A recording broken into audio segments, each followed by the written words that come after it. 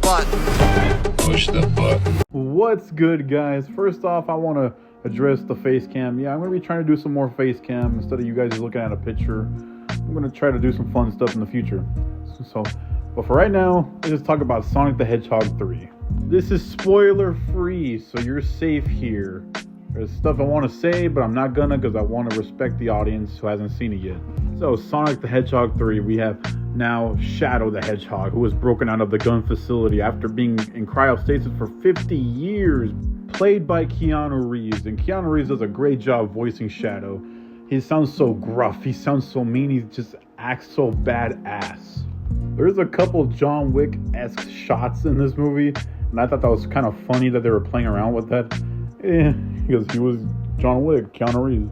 Not only will that make you point your finger at the screen, there's a lot of Sonic video game goodies that they just sprinkled all around this movie. And this Sonic team loves the video games, they love the character, and they always put these Easter eggs in these movies, and it's always a delight to find every single time. This movie has some compelling stories for Team Sonic, and especially for Shadow, because we see his origin story, Maria, where he came from, it was his time in the gun laboratories, all that. And you feel for Shadow. Team Sonic dealing with how they are with each other, them trying to have fun with Tom and Maddie, and also just them just living life and trying to keep the peace for right now since they think Robotnik is gone. But I'd say this is the movie that Sonic fans are going to love the most because there's so much more Sonic characters interacting in this one and is fighting with each other and all that. There's less humans in this.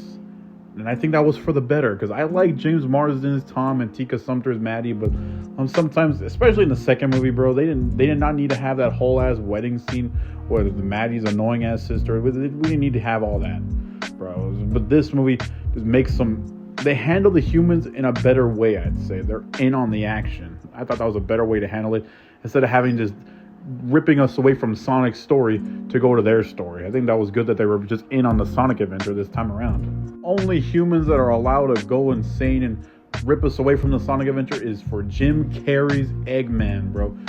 Dr. Robotnik. Dude, Jim Carrey fucking brought it in this movie, dude. He's playing not only Eggman as we've seen him throughout these movies, he's also playing Gerald. That's no surprise there. We saw it in the trailer.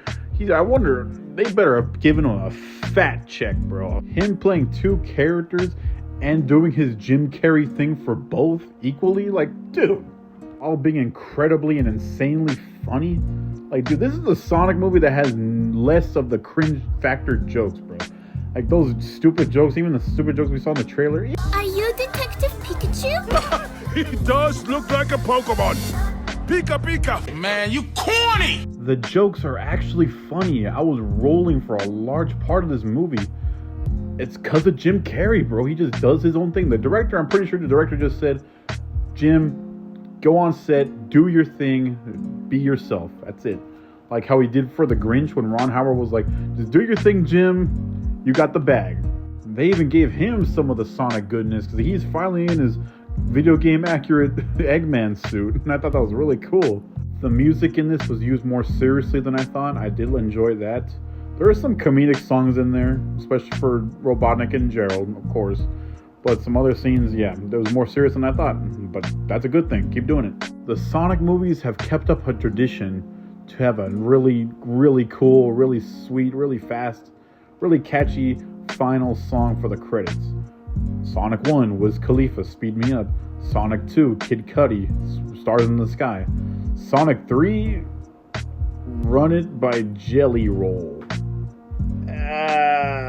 It was a good tradition while it lasted, but that song is nalgas, bro. It's like, what happened? We get some really cool rappers doing some great music with some sweet beats for the first two movies, and then you go full country for the third one that features the most coolest character in Sonic lore? Like, what? Like, some country music is fine, but like, nothing against Jelly Roll, but I don't think that song fit in the Sonic movie.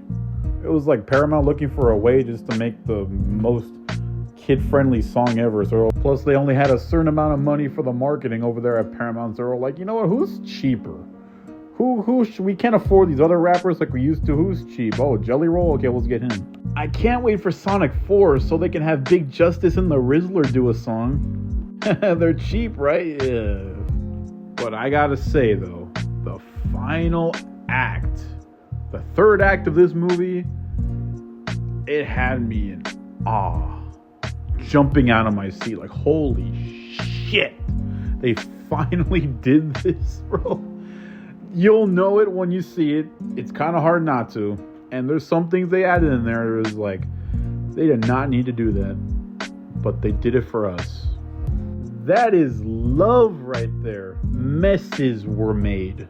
And there's 2 post-credit scenes. You make sure your butt is still in that seat. I'm just so glad 2024 ended on a good note. And the Sonic team gave us this nice Sonic Christmas gift, bro. It's so good. Sonic the Hedgehog 3 was a peak movie. It was so amazing, dude. It just gave us everything we ever wanted from a Sonic movie and more. Dude, come on. And you add Jim Carrey on top of that, it's like, this feels like a beautiful Sunday. To think we started off with this, and now we're here with this. Mad respect to Paramount, mad respect to Jeff Fowler. They are very connected with the internet. They know what we want, and they listen. That's more than I can say for most studios and directors. Ben Schwartz's charisma shines even brighter in this. He loves being Sonic, and it's infectious. Idris Elba does his thing as Knuckles, and he loves it too. Tails loves it. Everybody loves it. Keanu loves it. That's very infectious. When you have a cast who cares, yep, it's great. Now, go treat yourself this weekend. Go watch Sonic the Hedgehog 3. Alright, it's verdict time, baby. Sonic the Hedgehog 3 gets an A. Absolute cinema.